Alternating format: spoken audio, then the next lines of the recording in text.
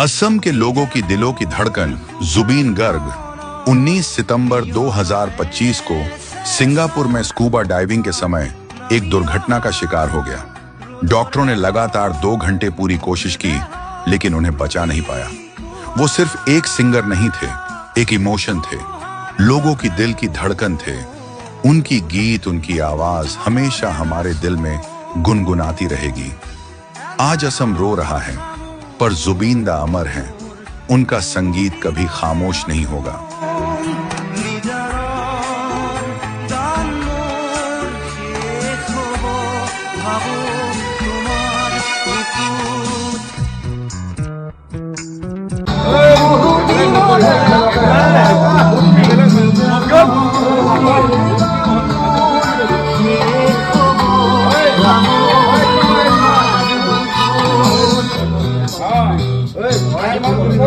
আপনি নাচিয়ে